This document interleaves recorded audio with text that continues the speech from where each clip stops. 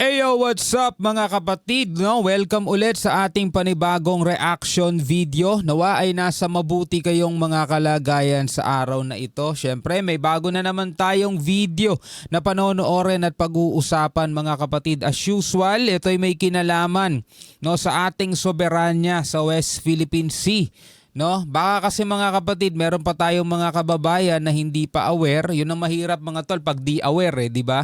Dahil yun yung madalas na dadala o napapaniwala ng mga maling naratibo, lalong-lalo na yung mga trolls, mga nagpapakalat mga tol ng mga fake news, nagpapakalat ng mga maling information mga tol, at nagsasabing ang Amerika ang ating totoong kalaban, ang Japan kalaban natin, ang China eto talaga yung mga kaibigan natin, eto talaga yung mga kasangga natin mga tol, eto yung mga mabubuting tao na gumagawa ng kabutihan sa buong mundo mga tol. May mga ganun na mga nagpapakalat ng kwento mga tol eh. Well, ulitin natin mga kapatid, no? Wala tayong kalaban na kahit na sino mang nationality, lahi. Wala tayong kalabang ganyan, wala tayong hine-hate na kahit na sino man. Hindi natin kaaway ang mga Chinese. Welcome na welcome sila mga tol dito sa ating bansa. Gayon din naman ang mga Hapon, Korean, Amerikano. Welcome sila mga tol. Ang hindi natin gusto yung ginagawa ng kanilang gobyerno sa pangunguna ng presidente nila na si Xi Jinping, na hindi nirerespeto at kinikilala yung ating karapatan dito sa West Philippine Sea. Na sa palagay ko naman mga tol, walang kinalaman yung mga mamamayang Chinese. Hindi naman nila kontrolado gobyerno nila eh. So wag natin silang idamay mga tol, no? Hindi tayo galit sa mga Chinese mga tol, lalong-lalo na doon sa mga namumuhay ng payapa at tahimik, no? Pero eto, dito tayo kay Melvs Castle mga kapatid. Pag-usapan natin tong videong to mula sa kanya. Iyak si Mauning. Kayo mayabang, asa lang kayo sa USA. China iyak, pagbantaan ba naman bobombahin? Sabing ganun sa title to mga tol ha. Binasa ko lamang yan. Yan ang ating bibigyan ng reaction ngayon. Pero bago yan, huwag mong kalimutan mag-subscribe dito kay Melvs Castle. Nakalagay po ang link ng panonoorin natin sa ibaba. At syempre kung bago ka pa lamang dito mga tol, at trip mo yung mga ganitong klaseng reaction, commentary, opinion sa mga balita na may kinalaman sa ating soberanya at sa iba pang mga balita sa ibang dako na pa ng mundo, huwag mo kakalimutan mag-subscribe. Click mo na rin ang notification bell para ma-notify ka whenever na may mga bago tayong reaction video tulad nito. Alright, so wag na natin patagalin pa. Panoorin na natin to mga tol. Inatras na ng Chinese Coast Guard yung monster ship nila at hindi nagustuhan ng China ang pangingialam ng US Navy. Inatras nila para palitan ng ibang mga barko. Tapos totoo, hindi nagustuhan ng China mga tol yung pagdating ng carrier strike group ng US. Actually, hindi lang China mga tol ang hindi nagustuhan tong ginawa ng Amerika, kundi pati yung ilang mga mambabatas dito mga tol. Kung naalala ninyo, meron tayong pinanood nung isang araw mga tol, di ba? Isang mambabatas na tumatakbo bilang senador ang nagsasabing nilalabag daw ng Amerika ang soberanya ng Pilipinas. Mga tol, at banta daw ang Amerika sa mga komunidad dito sa Pilipinas. Yun ang sabi mga tol biruin mo, nakatutok siya sa Amerika pero hindi niya pinapansin yung paglabas-masok ng mga monster ship ng China. Ito ang dahilan bakit hindi pa rin masakop ng China ang West Philippine Sea. Para kang dumaan sa butas ng karayom pag nakapaggera ka sa US. Patikos limawning sa US, China ba ang nanggulo? O Philippine Coast Guard ang siyang nangingialam sa lawful at legitimate patrol ng Chinese Coast Guard? Kung tanong ni Mauning yun mga tol, China ba ang nanggulo o Philippine Coast Guard ang nangingialam sa lawful, di ba? Lawful activity ng China Coast Guard, di ba? O di sagutin natin mga tol. Kahit kayo pwede, kayang-kaya nyo sagutin eh. Diba? O comment nga kayo sa ibaba kung anong masasagot nyo dyan. Ang tanong ni Mauning, balikan natin yung tanong ni Mauning ha. Philippine Coast Guard ang pag-isip. Balikan natin. Para kang dumaan sa butas ng karayom pag nakapaggera ka sa US. Patikos limawning sa US, China ba ang nanggulo? O Philippine Coast Guard ang siyang nangingialam sa lawful at legitimate patrol ng Chinese Coast Guard? Batikos ni Mauning, China ba ang nanggulo? Ayan sige, hindi ko sasagutin yan. Kayo na lang ang sumagot mga tol. Comment kayo sa ibaba kung ano masasabi nyo dyan. In short, tayo daw ang pakialamero. Issue raw to ng PCG at CCG. Wala raw karapatan at wag daw mangialam ang US na hindi porket may mutual defense treaty mayayabang na daw tayo. Anong masasabi nyo dito? We took those actions in order to defend our territorial sovereignty and maritime rights and interests. So ginagawa daw nila yung kanilang ginagawa para depensahan o to defend yung kanilang territorial sovereignty and maritime rights and interest. Yan ang kanilang naratibo at yan ang paulit-ulit nilang isinasaksak sa ating kokote mga tol. Kaya nga paulit-ulit din tayo nagre-reaction mga tol eh. Dahil baka itong channel na to, syempre, marami pang hindi nakasubscribe mga tol, mapadaan sa mga bago pa lang, no? At mga pro-China o sasabihin nila, oh, ginaganito pala tayo ng China, ngayon lang namin nalaman. Yan ang mahirap mga tol pag hindi aware, 'di ba? At masyado lang silang nakakampe o masyado lang silang jumujos, pumupuri sa mga politikong kanilang kinakampihan pero puro China pala mga tol. Ganyan talaga mangyayari sa kanila, 'di ba? Hindi nila alam yung mga tungkol sa mga bagay na 'to. Mayayabang na daw tayo. Anong masasabi niyo dito? 依法采取维权措施，旨在维护自身领土主权和海洋权益，正当合法。 They are just, lawful and beyond reproach. Sabing gano'n ni Mao Ning mga tol. 无可非议。美国不是南海问题的 The US is not a party to the issue of the South China Sea and is in no position to interfere in the maritime issues between China and Philippines. No, wala daw karapatan mga tol ang Amerika na mangialam, no, o to interfere, no, sa maritime issues ng China and the Philippines mga tol. No? At ang ginagawa lang naman daw ng China is lawful.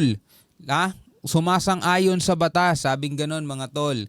Pero eto for the sake of mga bagong mga kababayan natin na ngayon pa lang napabisita sa channel na to mga tol, para sa inyong lahat mga kapatid, no, search nyo na lang.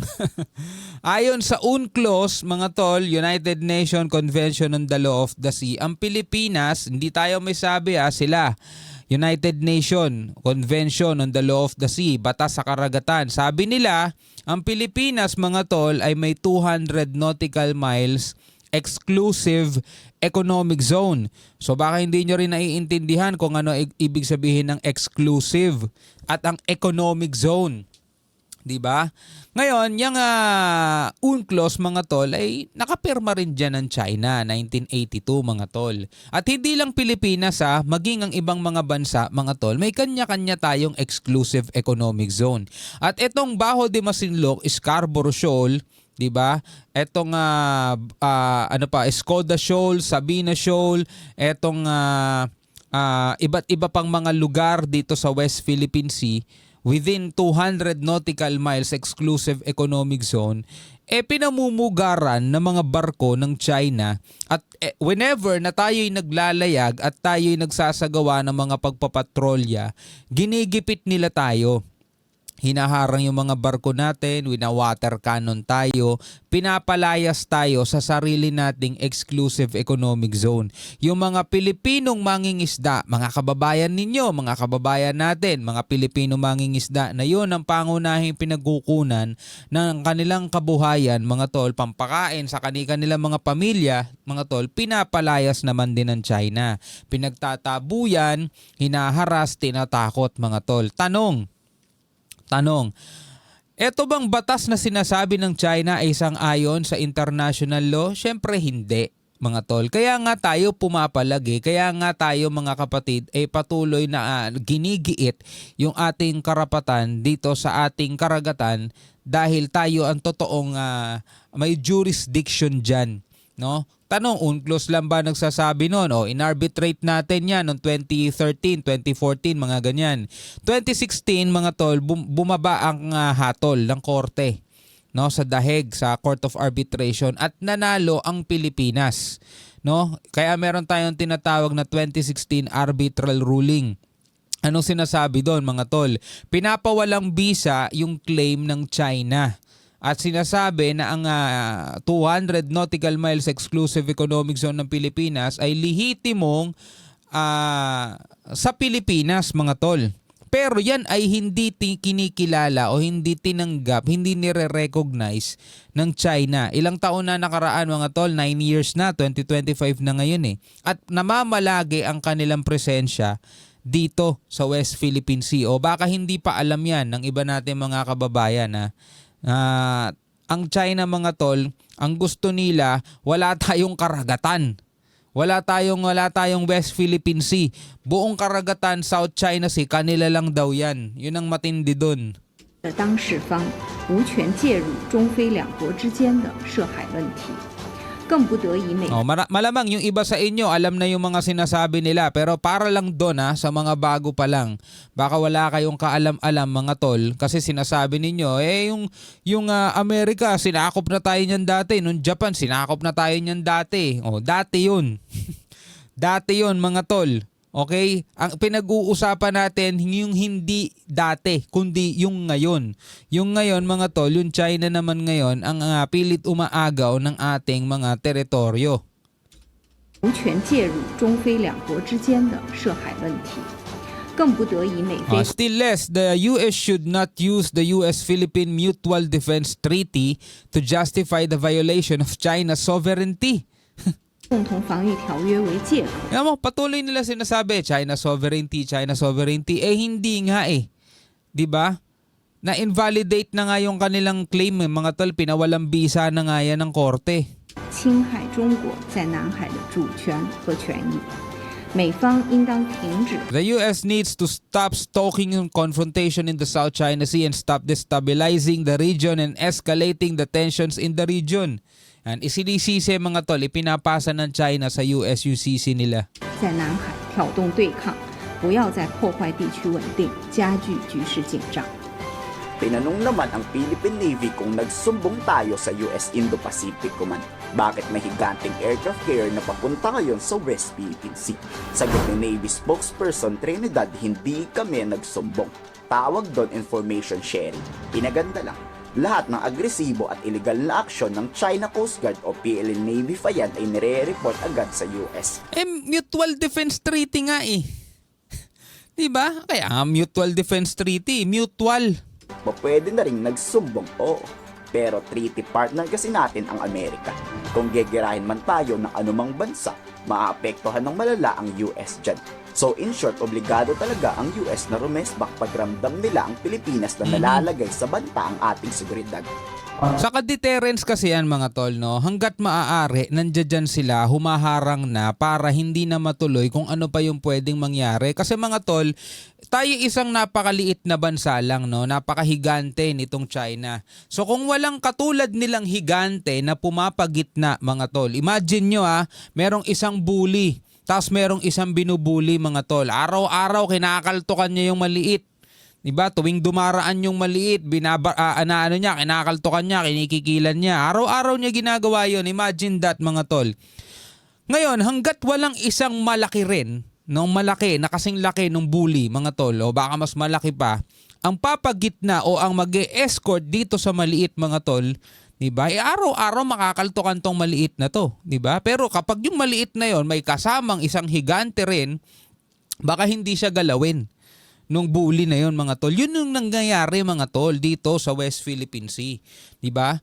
Halos araw-araw, mga tol, o halos linggo-linggo, nakakabalita tayo, mga kapatid, ng pangaharas ng China sa Pilipinas. Kumpara nyo naman kasi yung bansa natin sa kanila. Napakaliit natin. Diba? Napakakonti ng bilang ng mga barko natin, mga tol. Yung ating protest sa kanila, tinatawanan lang nila eh. 'Di ba? Yung mga yung mga diplomatic protest natin, tinatawanan lang ng China 'yon, mga tol eh. 'Di ba? Kapag naglalayag tayo, nakikita nila tayo naglalayag, ginaharang, wino-water cannon tayo. Pero mo namimigay lang tayo ng mga ayuda, wino-water cannon tayo. Pero kapag may kasama tayong kasing laki nilang higante, 'di ba? Natatameme sila, mga tol. Tameme sila eh. Are we, Seeking help from our allies like the US and Japan. what do you mean by help from? Are we seeking intervention? Well, any forms of help. We have an existing information sharing agreement with our treaty ally and other partner nations. May sharing information treaty agreement. Agreement yun. Napag-agrihan ng magkabilang panig. Information sharing. So currently yun yung coordination between our Yes, even without reports of this so-called monster ship, that information sharing activity has been going on. Ito So wala dapat angal ang China doon kasi internal natin 'yon, internal matters natin 'yon. 'Di ba? Kasunduan ng sarili nating militar 'yon at militar na mga treaty allies natin. Wala dapat silang pakialam doon. yung sinasabi kong mabuti pinag-iisipan ng Armed Forces ang hakbang na gagawin nila. Kasi pag pinasabog ng AFP yung barkong monster ship, aabutin pa ng 1 o 2 araw ang aircraft carrier ng US Navy bago dumating. May hirapan tayong agad pumalag sa digmaan kung iilan lang ang fighter jet natin. Ang isang aircraft carrier may fighter jet yan na aabot sa 80 peraso. Sapat na para mapagdigmaan talaga. Kaya tama lang yung sabi ni PCG Commodore Darrella. Lahat ng aksyon ng law enforcement at sandatahang lakas pinag-iisipan. Measured response in carrying out maritime law enforcement and also in challenging the unlawful presence of the Chinese Coast Guard. This just goes to show that it is the Chinese government that is escalating the tension, that they are provoking us. Ngayong Yes, sila ang nagsisimula ng gulo. Sila ang nagpapalala ng gulo at sila ang nagpo-provoke sa atin. lumayas na ng tuluyan tong monster ship, pinapalayas na rin ng BRP Teresa Magbanwa nung pumalit dito. Inaasahang lalayas to bago maghapon. Yan, sa susunod nating video mga tol, panoorin natin kung paano pinapalayas ng mga PCG natin itong mga barko ng China. Bakit? Mamayang hapon kasi inaasahang dadating din sa Bao de Masinloc ang Carrier Strike Group ng US Navy. Tignan natin ang tapang ng maliit na barko na to. Kasalukuyan nga itong niraradyohan ng Teresa Magbanwa at itinataboy ng itinataboy. Yeah. Guard 3304. This is Philippine Coast Guard vessel. DRP Teresa Magbanwa. MRRB 9701. You are advised that you are currently sailing within the Philippines Exclusive Economic Zone. We do not possess any legal authority to patrol within the Philippines Exclusive Economic Zone. You are directed to depart immediately and notify us of your intention. Papaano na lang kung wala ang US Navy? Nasakop na siguro talaga tayo ng China, no? Sa tingin nyo, gusto nyo bang maging Chinese? Siyempre, hindi. Ayoko kaya maging komunista. Ang anang yan. Diba? Wala silang Diyos mga tol eh. Ultimo Bible nga, binago nila eh. Nakalagay doon. Diba ang Panginoong Jesus, ang bukod tanging taong hindi nagkasala. Nilagay nila doon, lahat nagkasala. Including Jesus Christ, mga tolo. Diba? Pati Bible, pinalitan nila. Anyway mga kapatid, bilang isang Pilipino, ano masasabi mo dyan? Comment ka na lamang sa ibaba. Hanggang sa muli, ako nga pala si Shobal D. Peace out.